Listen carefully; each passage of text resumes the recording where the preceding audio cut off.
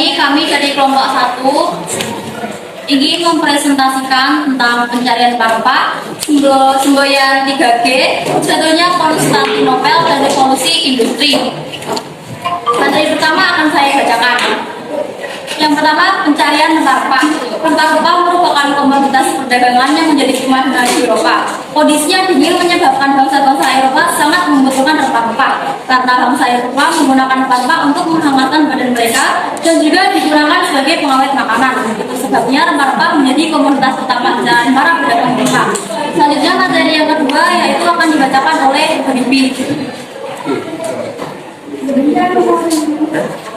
9 Glory dan Gasman menjelajah ke dunia timur yang belum baca-baca Eropa tidak hanya untuk mencari jalur perdagangan baru dan menemukan daerah penghasilan rempah-rempah. Perjalanan bangsa-bangsa Eropa ini juga dilandasi semboyan Glory dan Gasman. Gold artinya emas yang menggambarkan kekayaan. Semboyan gold mendorong munculnya merkantilisme di Eropa. Merkantilisme merupakan paham yang menganggap kejayaan negara diukur dari banyaknya emas yang dimiliki sebagai hasil keuntungan berdagang. Oleh karena itu, bangsa-bangsa Eropa berlomba-lomba menemukan dunia timur untuk mendapatkan kekayaan. Materi selanjutnya akan dikerjakan oleh Amanda. Setelah kekayaan di Eropa, yang selanjutnya adalah kejayaan, kemakmuran, dan kemenangan. Tujuan tersebut tersirat dalam semboyan Glory dalam perkembangan Glory memunculkan imperialisme kuno. Berdasarkan Laura, yang kedua gospel, penjajahan samudera bangsa Indonesia ke bangsa-bangsa Eropa ke dunia timur juga membawa misi suci dari gereja, yaitu menyebarkan agama Injil gospel. Oleh karena itu, dalam tiap rombongan penjelajahan terdapat misionaris. Bagi para misionaris, menyebarkan ajaran Injil merupakan panggilan hidup dan tugas mereka. Materi selanjutnya akan dibacakan oleh kita. Jatuhnya Konstantinopel ke tangan Turki Utsmani. Pada 1459, Sultan Muhammad XI dari Kesultanan Turki Utsmani berhasil menguasai Konstantinopel. Jatuhnya ibu kota Romawi Timur menyebabkan jalur perdagangan darat Eropa dengan wilayah Asia. Putusnya jalur perdagangan menyebabkan suplai rempah-rempah ke Eropa terganggu akibat harga rempah-rempah sangat mahal. Kondisi inilah yang mendorong bangsa-bangsa Eropa mencari rempah-rempah langsung ke sumbernya, salah satunya Indonesia. Materi yang terakhir akan dibacakan oleh Dewi. Revolusi industri. Revolusi industri pertama kali terjadi di Inggris pada pertengahan abad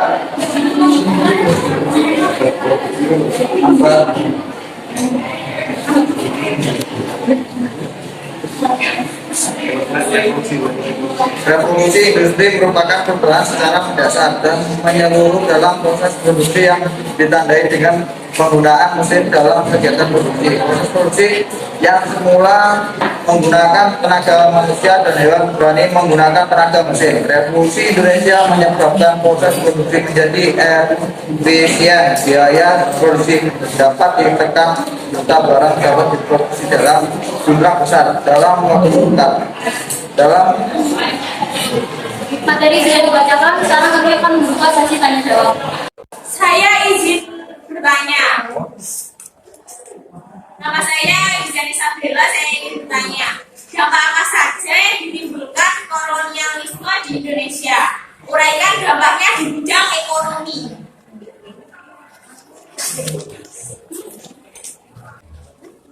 Dampak kolonialisme di bidang apa? Ekonomi.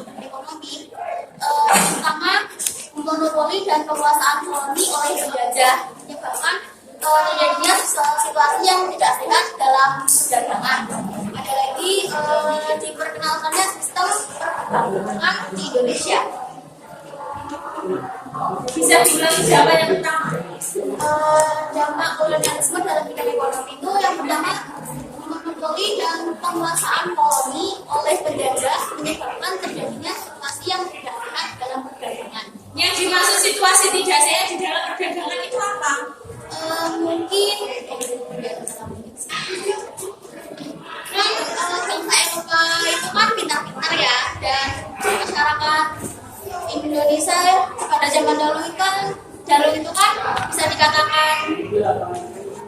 bodoh atau dipermainkan oleh bangsa Eropa. Jadi situasi yang tidak sehat itu bangsa Indonesia waktu berdagang di itu loh,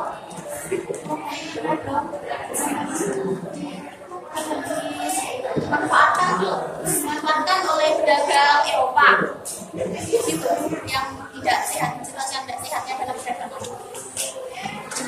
Ya, Kenapa bangsa Eropa lebih mudah untuk membodohi bangsa Indonesia pada perdagangan? Ya karena bangsa Eropa itu pintar dalam memonopoli, sedangkan waktu itu kan bangsa Indonesia sedang dijajah dan merasa tertekan gitu ya, jadi mudah membodohi dan memonopoli. Caranya untuk membodohi itu dalam hal apa? Itu Cara untuk membodohi bangsa Indonesia itu tadi dalam hal apa? ini dalam hal perdagangan, Iya, perdagangan dalam bidang ekonomi. Iya, di bidang ekonomi. Maksudnya kan di dalam perdagangan. Nah, di dalam perdagangan itu kan banyak aktivitas yang dilakukan di dalam perdagangan. Nah, pada perdagangan itu tadi aktivitas yang mana yang menggambarkan bangsa Eropa itu membodohi bangsa Indonesia. Nah, di dalam aktivitas ini kan pasti ada interaksi ya. Bangsa Eropa ini sangat mudah memonopoli bangsa Indonesia dengan cara bangsa Indonesia membeli sesuatu di masyarakat Indonesia. Ini sederhananya masyarakat Eropa membeli barang ke Indonesia dengan menentukan harga yang mahal, tapi sebenarnya kita murah, begitu. Ya, tidak ada bisa memahami. Terima kasih untuk telah menjawab pertanyaan saya. Ada yang bertanya lagi? Baik, presentasi kali ini kita tutup. Jika ada salah kata, saya mohon maaf atau kelompok mohon maaf. Assalamualaikum warahmatullahi wabarakatuh. Waalaikumsalam.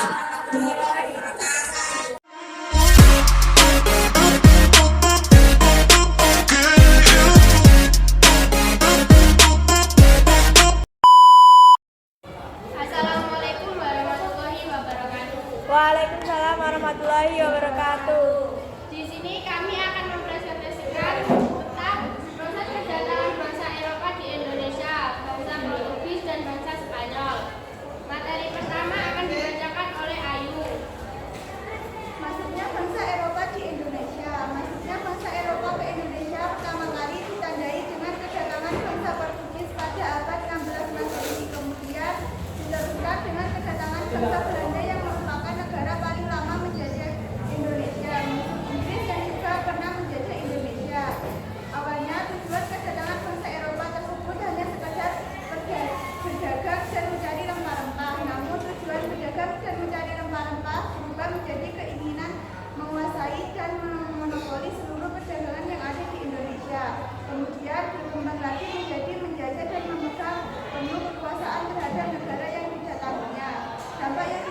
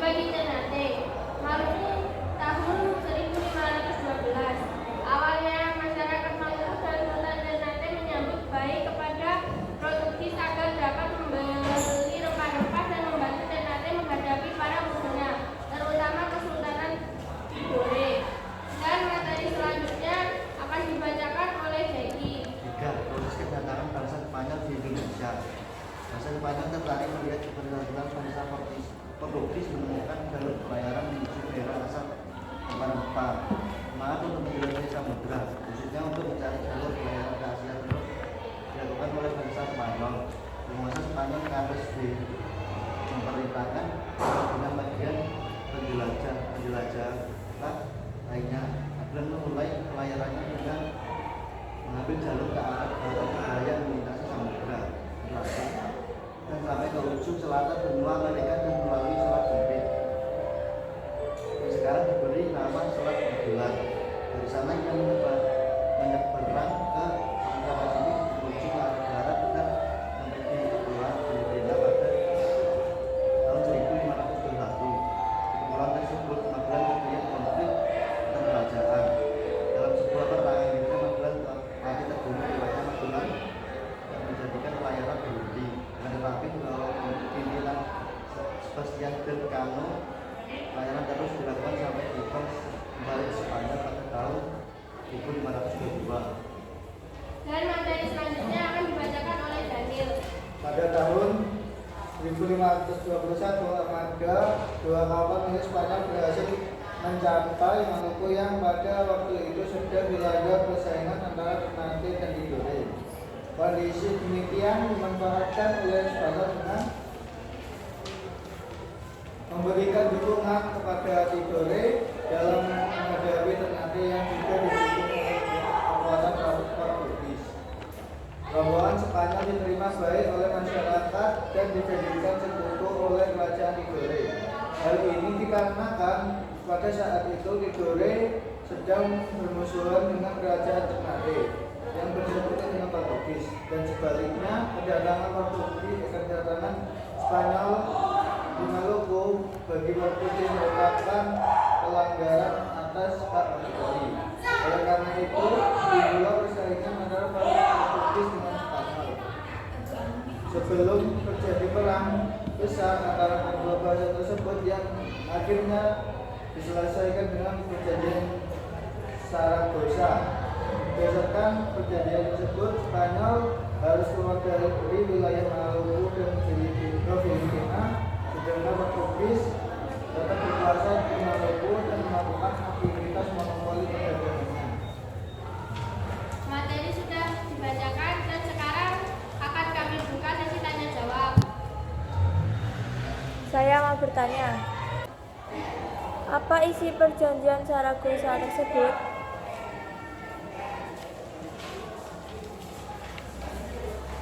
Isi perjanjian Saragossa adalah: 1. Maluku menjadi daerah di bawah kekuasaan Portugis. 2. Spanyol harus meninggalkan Maluku dengan memusatkan kekuasaan di Filipina.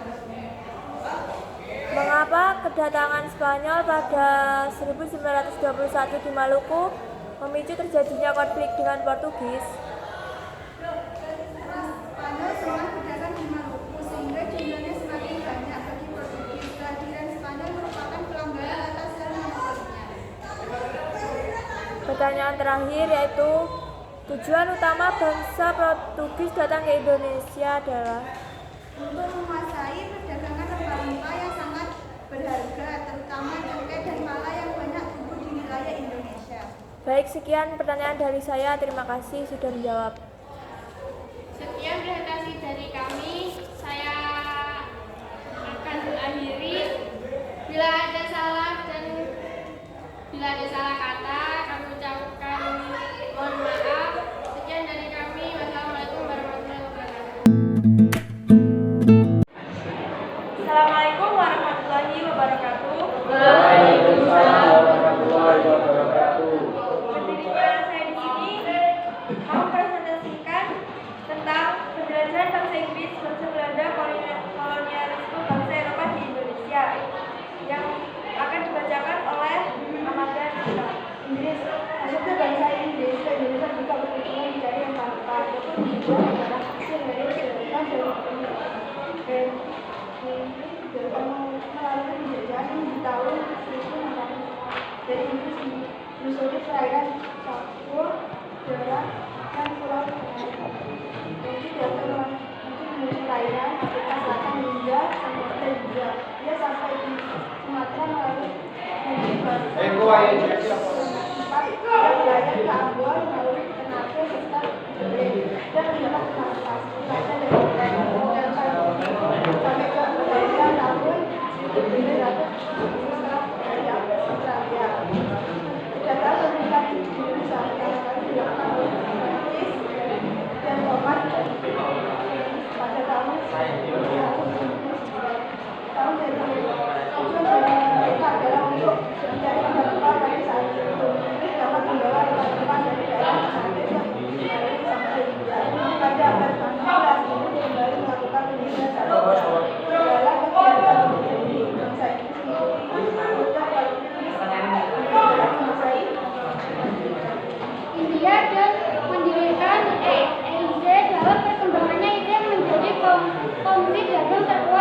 oleh utama EIC juga berusaha menguasai wilayah kepulauan Indonesia.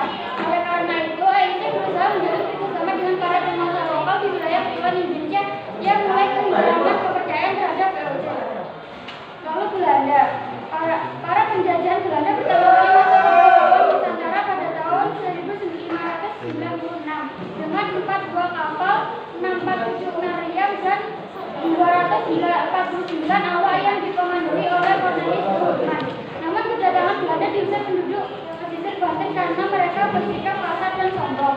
Mulai tahun 1585 Belanda tidak lagi mengambil rempah-rempah dari Minang karena Portugis dikuasai oleh Spanyol. Dengan terusnya hubungan perdagangan rempah-rempah antara Belanda dan Spanyol mendorong bangsa Belanda untuk mengadakan penjajahan samudra. Pada bulan April 1595 Belanda melalui pelayaran menuju Nusantara dengan 4 buah kapal di bawah pimpinan Cornelis Houtman.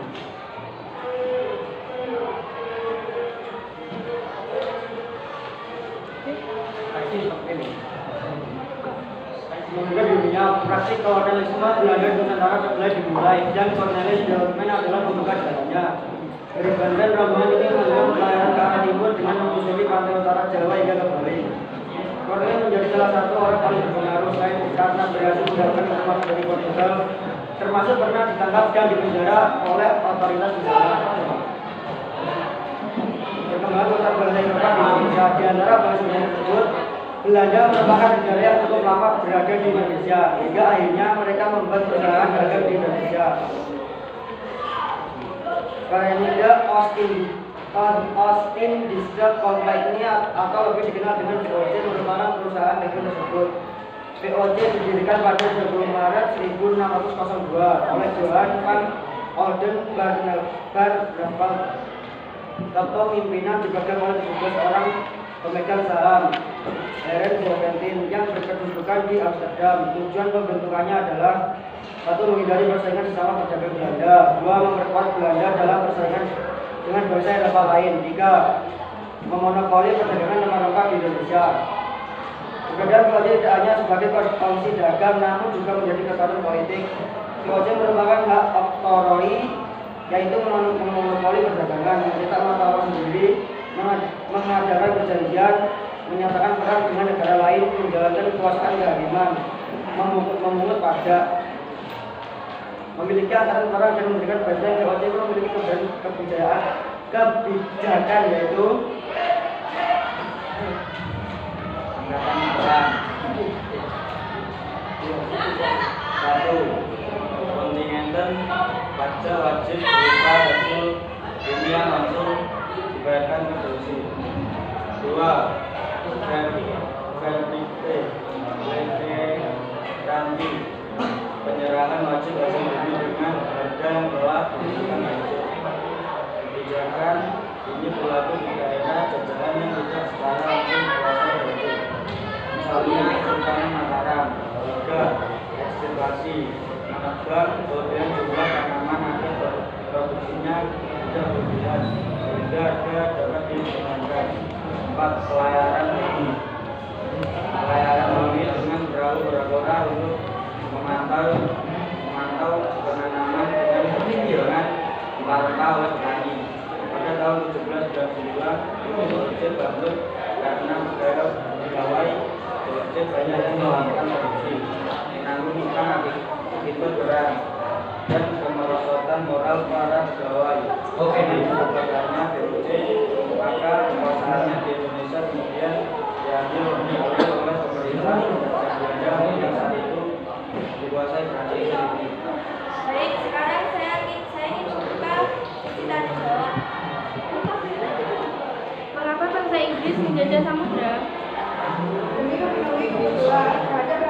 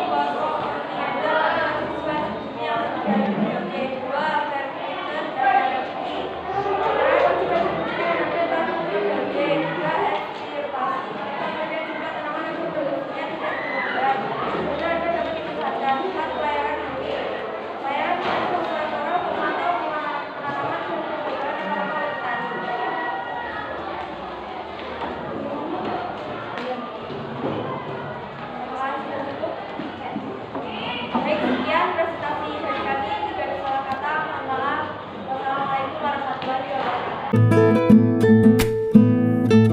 Wassalamualaikum warahmatullahi wabarakatuh. Berdirinya kami di sini untuk mempresentasikan hasil kerja kelompok kami tentang masa kekuasaan VOC.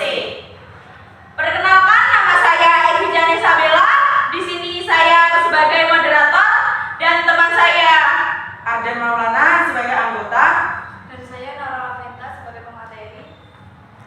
Dan saya Excel Gusdiandra sebagai pemateri. Saya Dika Pratama sebagai pemateri. Langsung saja kita ke materi yang pertama.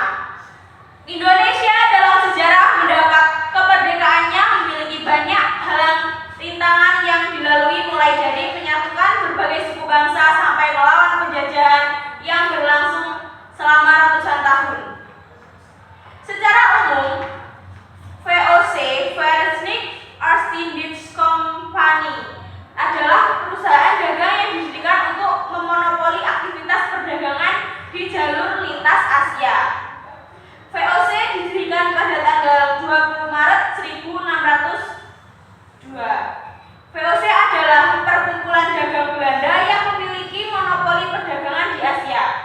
Disebut Hindia Timur karena juga merupakan rumah bagi Deutsche West-Indies Company, sebuah serikat untuk Hindia Barat. Salah satu pemegang saham VOC terbesar adalah Isaac Le Maire, seorang pedagang dan investor keturunan Yahudi dari Wallonia, sekarang berada di Belgia. Di kalangan masyarakat Indonesia, VOC memiliki sebutan populer company atau company. Sejarah terbentuknya VOC. Pertama kalinya Belanda mendarat di Indonesia dan berlabuh di Banten. Persaingan sengit muncul di antara para pedagang Belanda. Hal ini terlihat dari persaingan harga rempah-rempah.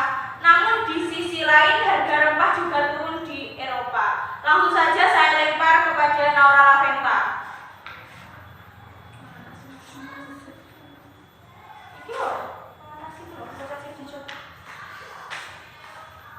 Selanjutnya, mengatasi permasalahan tersebut didirikan perusahaan perdagangan Verenigde Oost-Indische Compagnie atau VOC. VOC resmi berbadan hukum sebagai perusahaan dagang pada tanggal 20 Maret 1962 dan dipimpin oleh seorang gubernur jenderal. Gubernur jenderal VOC yang bernama adalah Peter Vogt dan Jan Pieterszoon sudah lama tidak menggantikannya. Pada mulanya tujuan untuk bangsa Eropa ke Asia Timur dan Tenggara termasuk Nusantara adalah berdagang, sama seperti bangsa Belanda. Belanda melakukan misi dagang dengan kebijakan kolonial selanjutnya dengan kerajaan-kerajaan di Jawa, Sumatera, dan Maluku. Sedangkan Belanda di Suriname dan Curaçao sejak awal bertujuan murni kolonisasi atau koloni. Dengan latar belakang berkomersial, inilah penjajah bangsa Indonesia, Hindia Belanda dimulai.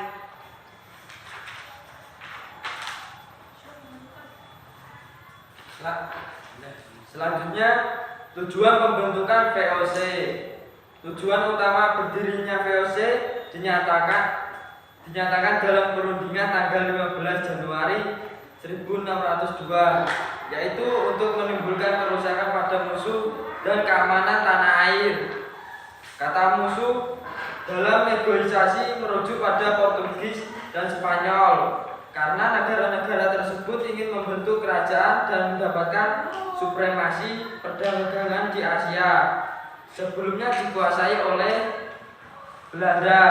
Namun tujuan utama ini perlahan berubah menjadi beberapa tujuan lainnya, yaitu 1. Pengurangan persaingan antara pedagang Belanda lainnya. 2. Kombinasikan kompetisi dengan trader dari negara Eropa lainnya. 3. Monopoli rempah-rempah di Asia. 4. Kekuasaan di kerajaan-kerajaan Indonesia. 5. Memperkuat posisi Belanda dalam masyarakat internasional. 6. Mendukung anggaran negara Belanda. 7. Menempati lokasi strategis di Indonesia. 8. Kontrol dari lembaga-lembaga pemerintah kerajaan. Berikutnya yaitu hak dan wewenang VOC. Hak-hak istimewa ini tercantum dalam Oktori atau Piagam tanggal 20 Maret 1602 yang meliputi 1. Hak monopoli, 2. Hak kedaulatan, 3. Hak untuk mempertahankan, 4. Hak untuk menyatakan menang dan berdamai, 5. Hak untuk mengambil alih dan menduduki wilayah asing di luar negeri Belanda, 6. Hak untuk menetapkan atau mengeluarkan mata uang sendiri, 7. Hak untuk membayar pajak, 8. Hak untuk membuat perjanjian dengan raja-raja setempat, dan hak yang terakhir yaitu hak untuk membangun benteng.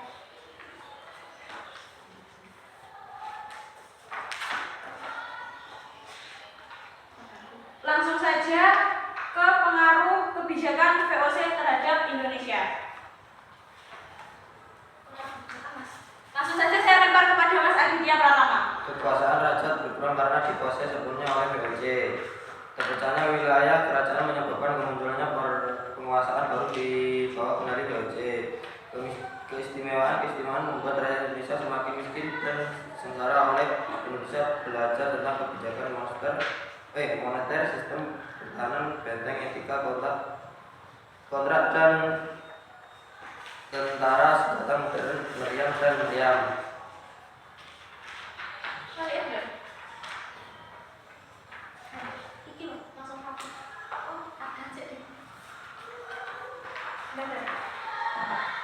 Selanjutnya, dampak negatif monopoli perdagangan.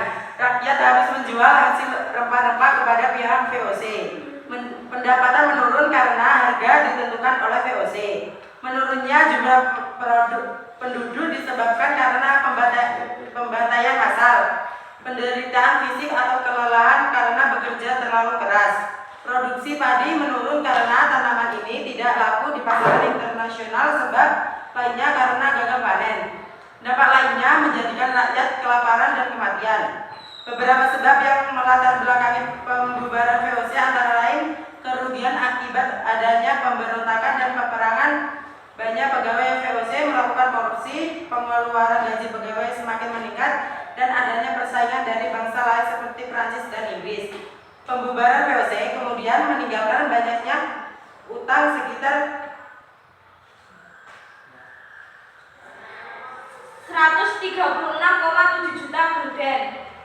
Tetapi kongsi dagang ini meninggalkan kekayaan cukup banyak, merupakan bangunan seperti kantor, dagang, kasar, benteng. Semua aset tersebut kemudian dialihkan kepada pemerintah Belanda. Pada tahun-tahun berikutnya penjajahan di Nusantara dilanjutkan oleh pemerintah Belanda.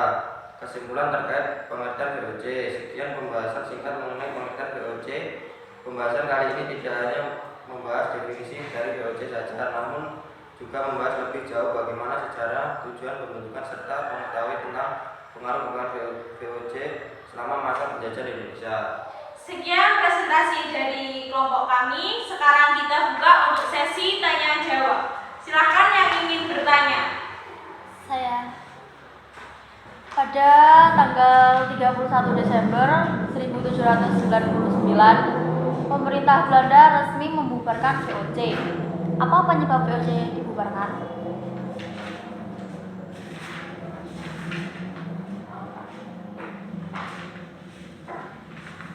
Beberapa sebab yang saya izin menjawab. Beberapa sebab yang melatar belakangi pembubaran VOC antara lain kerugian akibat adanya pemberontakan dan peperangan.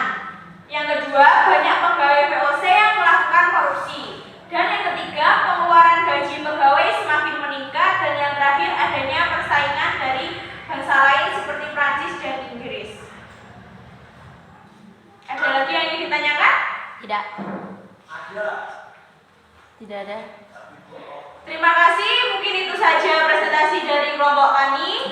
Jadi mohon maaf apabila ada salah kata yang tidak mengenakan hati para audien. Assalamualaikum warahmatullahi wabarakatuh. Waalaikumsalam warahmatullahi wabarakatuh. Assalamualaikum warahmatullahi wabarakatuh. Waalaikumsalam warahmatullahi Wabarakatuh. Di sini saya akan mempresentasikan dari kelompok kami. tentang masa revolusi pada pemerintahan Cianjur dan pemerintahan Caesar.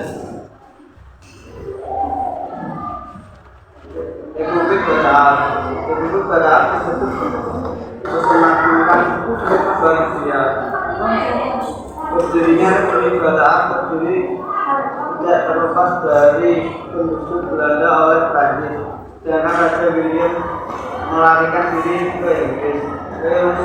Nicholas yang merupakan saudara dari Napoleon Bonaparte ditunjuk sebagai raja dari Belanda setelah menguasai Prancis. Wilayah Hindia Belanda diambil alih menjadi jajahan Prancis. Selama tahun 1800 hingga 1811 pemerintahan Republik Batak dipimpin oleh Herman William dan William Johnson. Kekuasaan Republik Batak berdasarkan surat Kew yang berisi pernyataan Hindia Belanda oleh Belanda kepada Inggris. Berdasarkan pernyataan tersebut, Inggris berusaha merebut Nusantara hingga berakhir pada 1811 di masa pemerintahan William Johnson melalui kapitulasi Republik Batak berdiri karena pada masa itu Belanda takluk pada Prancis pada tahun 1995. Partai Patriot Belanda yang dirasa berhasil merebut kekuasaan dan mendirikan pemerintahan baru yang bernama Republik Batak karena bantuan Prancis. Dan kemudian ditujukan untuk memperbaiki pertahanan dan implementasi pasar untuk dunia POC. Bahkan dari sampai kebijakan yang satu, bidang militer, membangun benteng-benteng pertahanan, membangun jumlah pasukan dari 3.000 menjadi 20.000 orang, membangun jalan rute pos dan jalan raya pos atau pantura sejauh 1.000 km, membangun armada militer di ujung kulon, Merak, dan Surabaya. 2. Bidang ekonomi. 1. Memperlakukan kuantitas. 2. Membentuk Dewan Pengawasan Keuangan Negara. 3. Memperbaiki gaji pegawai. 4. Menjual aset tanah kepada pihak swasta. 5. Menarik pajak kepada pengusaha swasta. 6. Tetap melakukan kontinenter berhenti dan rental sel. 2. Bidang pemerintahan. 1. Memindah pusat pemerintahan dari Batavia ke Westfalia. 2. Menggunakan penguasa lokal sebagai pemerintahan Belanda. 3. Membangun Pulau Jawa menjadi 9 prefektur dan 31 kabupaten. Bidang sosial. 1. Menetapkan kerja lagi membangun jalur dari Anyer menuju Panarukan untuk menggunakan satu wilayah dengan wilayah lain dalam rangka jaringan pos, melanjutkan kebijakan kebijakan. 2. Menghapus upacara pengadasan kepada residen, pengguna dan sultan. Bidang hukum dan peradilan. Membagi peradilan dalam 3 kasta, yaitu Eropa, Timur Asia, dan Bumi. Republik Johnson pada tahun 1811 Hindia Belanda sempat dipimpin oleh Gubernur Jenderal John William Johnson. Dia adalah Gubernur Jenderal Hindia Belanda ke-37 atau pembagi Dendus pada masa jabatan antara 15 Mei sampai dengan 15 September 1811. John William Johnson, Gubernur Jenderal Hindia Belanda ke-37 pada tahun 1811, Hindia Belanda sempat dipimpin oleh Gubernur Jenderal John William Johnson. Dia adalah Gubernur Jenderal Hindia ke-37 atau pembagi Dendus pada masa dengan masa jabatan antara 15 Mei sampai 18 September 1811. Ketika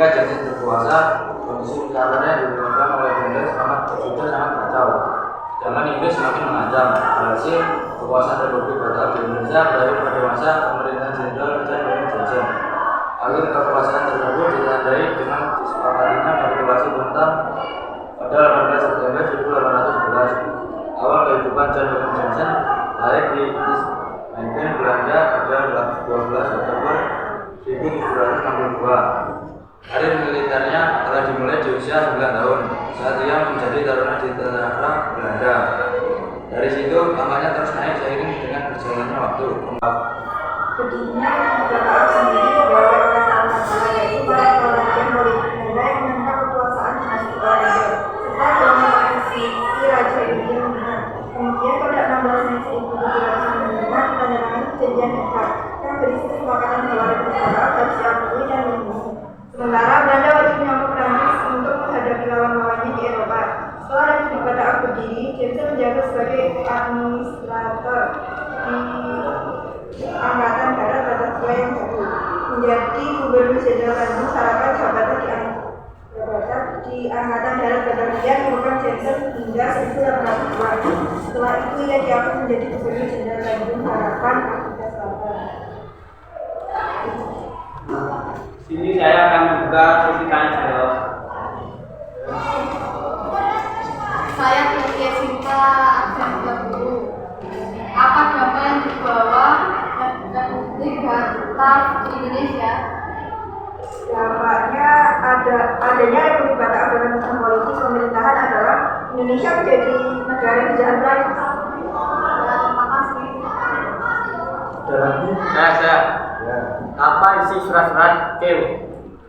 Isi surat-surat Q adalah memerintahkan pejabat-pejabat Belanda yang ada di Indonesia untuk menyerahkan Indonesia kepada Inggris agar tidak jatuh ke tangan Prancis. Ada lagi yang mau tanya? Saya Ferdi Indradiansyah. Pada masa pendudukan Republik Batak, Gubernur Jenderal yang ditujukan oleh pemerintah Batak berusaha melakukan pembaruan dalam bidang politik dan pemerintahan Indonesia. Gubernur Jenderal yang dimaksud adalah saya akan menjawab pertanyaan ini. Perubahan tersebut dilakukan oleh Gubernur Jenderal Herman William Daendels pada masa pemerintahannya. Gubernur Daendels menerapkan sistem pemerintahan sentralistik. Ada lagi yang mau bertanya? Ya, kalau begitu cukup dari kami. Mohon maaf kalau ada salah. Wassalamualaikum warahmatullahi wabarakatuh. Waalaikumsalam warahmatullahi wabarakatuh.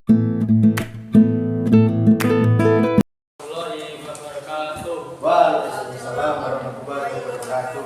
Saya di sini akan mempresentasikan tugas sejarah tentang masa pemerintahan Inggris, bidang pemerintahan, bidang ekonomi, bidang pemerintahan kolonial Belanda, dan kekuasaan kemerdekaan jenderal. Pada tanggal 18 September 1811,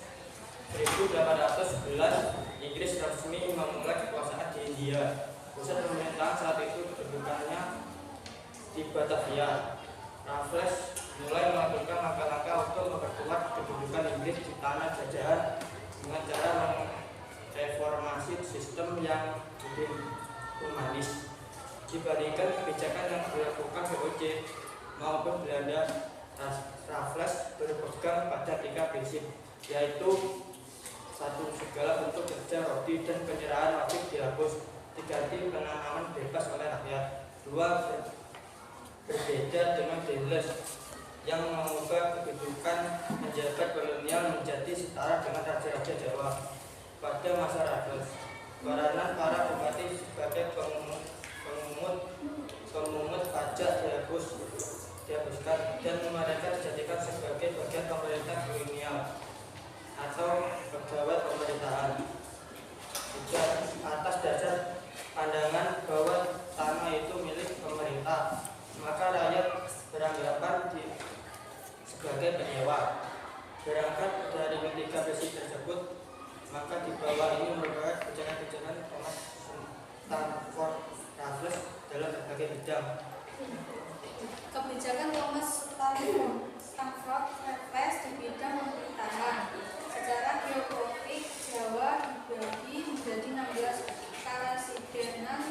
lagi menjadi beberapa distrik, mengubah sistem pemerintahan feodal yang selama ini digunakan oleh masyarakat pribumi menjadi sistem pemerintahan kolonial berat FDI.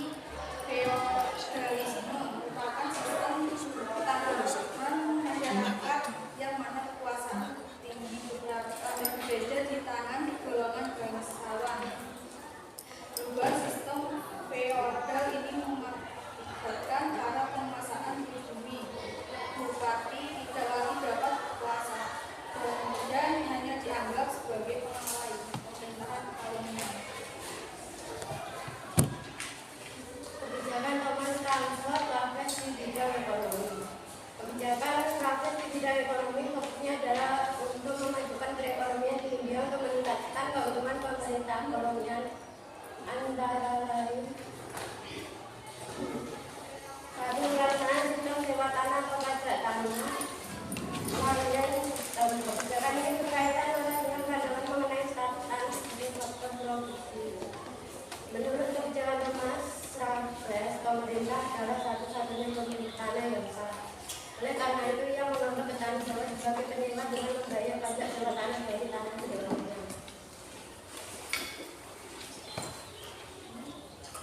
Jumlah pajak disesuaikan dengan sistem produktivitas. Hasil sawah kelas 1 dibebani 50% pajak, kelas 2 40%, dan kelas 3 33%. Sementara untuk jalan kelas 1 40%, kelas 2 23%, dan kelas 3 25%. Pajak yang dibayarkan diharapkan berupa uang. Tapi jika terpaksa pajak dapat diterima dengan cara yang sangat jelas. Pajak yang dibayar dengan diserahkan kepada kepala desa untuk kemudian dibayarkan ke kantor residen. Sedangkan pajak yang berupa beras dikirim ke kantor residen dan diminta oleh yang bersangkutan atas biaya sendiri. Kebijakan Thomas Raffles berikutnya adalah penghapusan penyelenggaraan wajib hasil bumi, perbudakan atau mandiri Java Venezuelan Society. Wadah bagi para penentang perbudakan, kerja paksa atau lobby dan sistem monopoli. Raffles memiliki pemikiran yang cukup modern sejauh. Menurutnya, jika tidak ada unsur paksaan atau kekerasan, rakyat pun akan lebih produktif dan keuntungan pun meningkat. Peletakan desa sebagai unit administrasi penjajahan. Tujuannya agar desa menjadi lebih terbuka sehingga bisa berkembang. Kalau desa berkembang, maka korupsi juga akan meningkat. Hidup rakyat bertambah baik sehingga menaikkan pajak tanah juga akan bertambah besar. Maka pemerintahan memulai Belanda. Pemerintahan Indonesia oleh Inggris pada Belanda terjadi dalam reformasi atau reformasi melalui tahun 1814. Sebelumnya, Inggris sempat menguasai beberapa wilayah di Indonesia selama beberapa waktu sebagai bagian dari kekuasaan kolonial mereka di Asia. Reformasi antara Inggris dan Belanda sekitar 1816 selama masa Napoleon di Eropa. Inggris diketahui merebut sejumlah wilayah kolonial Belanda termasuk Hindia Belanda atau sekarang Indonesia pada tahun 1811. Namun, setelah perang dunia, Inggris mengadakan perundingan dengan Belanda. Perundingan itu menghasilkan konvensi London atau perjanjian London pada tahun 1814. Yang maksudnya antara lain menyepakati bahwa semua daerah yang pernah dikuasai Belanda harus dikembalikan lagi ke Inggris sebagai Belanda. Perjanjian ini ditandatangani oleh pihak Inggris dan Belanda pada tanggal 13 Agustus 1814. Sebagai akhir dari perang Napoleon, dalam perjanjian tersebut, Inggris menyerahkan kembali kekuasaannya atas wilayah-wilayah kolonial Belanda, termasuk Hindia Belanda yang sebelumnya direbut oleh Inggris selama perang Napoleon. Konferensi London antara Inggris dan Belanda 1824, proses penyerahan kekuasaan tersebut nyatanya tidak berlangsung begitu saja karena pihak Belanda mengalami kesulitan keuangan dan politik dalam memulihkan kekuasaannya di Nusantara. Akibatnya Inggris masih mengendalikan beberapa wilayah Indonesia termasuk Bengkulu, Benjolan, dan Malaka sampai akhirnya menyelesaikan masalah ini. Perjanjian ini ditandatangani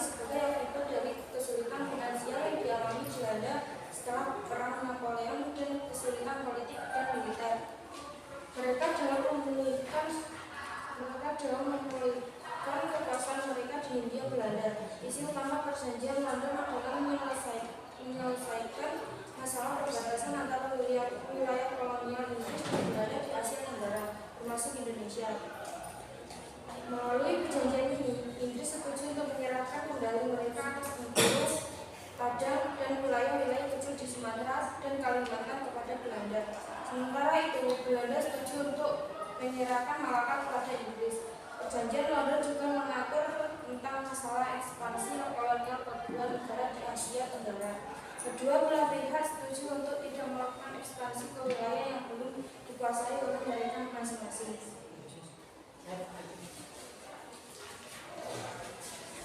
Kekuasaan Kaumaris Jenderal. Kekuasaan Inggris atas Nusantara hanya berlangsung 5 tahun, yakni antara tahun 1811 sampai 1816. Pada 19 Agustus 1816, Belanda resmi berkuasa kembali di Indonesia dan menerapkan kebijakannya.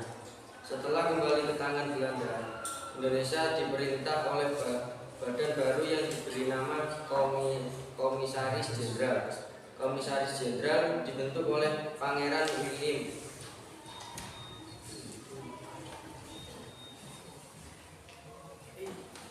William F.I. yang anggotanya terdiri dari 3 orang, yaitu Cornelis Theodorus Elon Arnold Ardian Buski dan Alexander Gerard Philip Baron van der Capellen.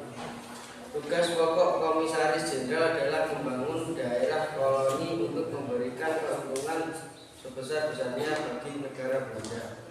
Mereka mulai menjalankan tugas pada 27 April 1816 dalam menjalankan pemerintahan Van der Capellen dan 2 rekannya berpedoman pada undang-undang yang disusun oleh Pangeran William VI,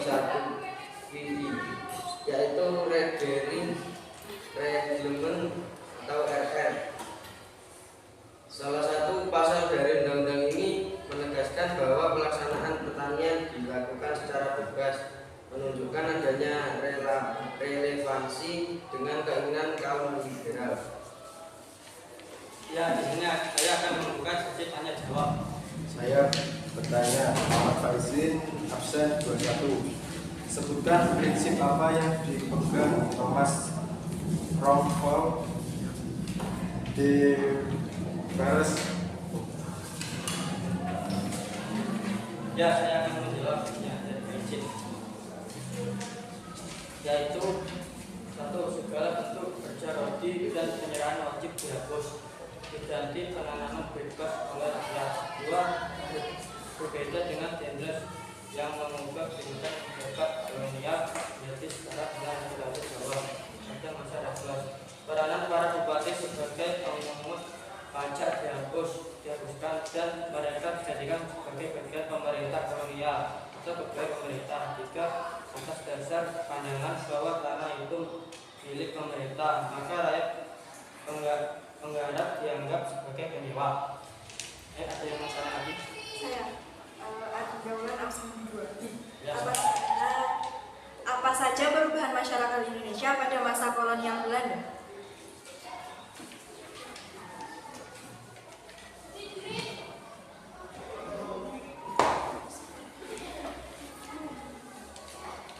Ya, di sini saya akan menjawab. Karena Raffles pada masa pemerintahan, ia membagi daerah Jawa atas 16 daerah Oh, bukan itu. Ya. Hewan. Ya. Apa saja perubahan masyarakat Indonesia pada masa kolonial Belanda? Pengaruh penjajahan Inggris bagi masyarakat Indonesia dalam aspek ekonomi adalah mulai dikenalnya sistem sewa tanah sekaligus sistem perekonomian uang, dilaksanakan sistem ekonomi liberal di mana negara merupakan unit faktor produksi yang sama.